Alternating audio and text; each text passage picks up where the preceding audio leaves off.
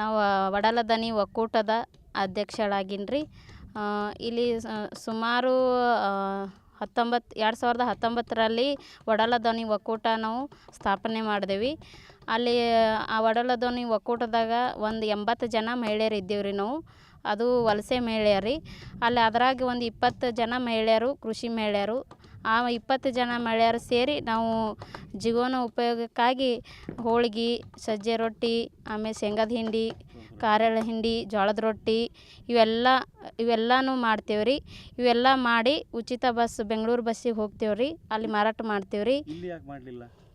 ಇಲ್ಲಿ ಒಂದು ಸರಿಯಾದ ನಮ್ಗೆ ವ್ಯಾಪಾರನೂ ಆಗಲ್ಲ, ಅದೊಂದು ಕಾರಣ. ಆಮೇಲೆ ಜಾತೀಯತೆಯಿಂದನೂ ಆಗಲ್ಲ.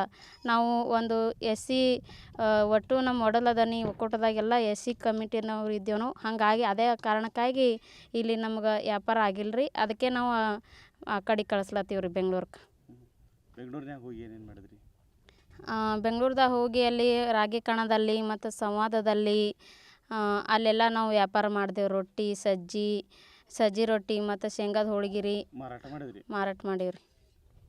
ನಿಮ್ಗೆ ಶಕ್ತಿ ಯೋಜನೆ ಅನುಕೂಲ ಆಗೈತೆ? ಇದಕ್ಕೆ ಭಾಳ ಅನುಕೂಲ ಆಗ್ಯದ ರೀ ನಮ್ಗೆ ಹೋಗಿ ಬರ್ಲಾಕ ರೀ. ಏನದು ಶಕ್ತಿ ಯೋಜನೆ ನಮಗೆ ಇಲ್ಲಿದ್ದು ಇಲ್ಲಿದಿಂದ ಹೋಗ್ಬೇಕಂದ್ರೆ ಏನಿಲ್ಲ ಅಂದರೂ 800 ರೂಪಾಯಿ ಅದ ರೀ.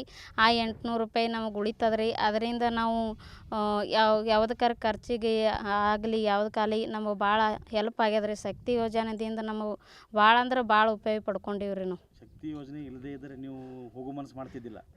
ಹೋಗೋ ಮನಸ್ಸು ಮಾಡ್ತಿದ್ದೆವು ಗೊತ್ತಿಲ್ಲ. ಆದ್ರೆ ಸ್ವಲ್ಪ ಭಾಳ ಕಷ್ಟ ಆಗ್ತಿತ್ತು ರೀ ನಮಗೆ.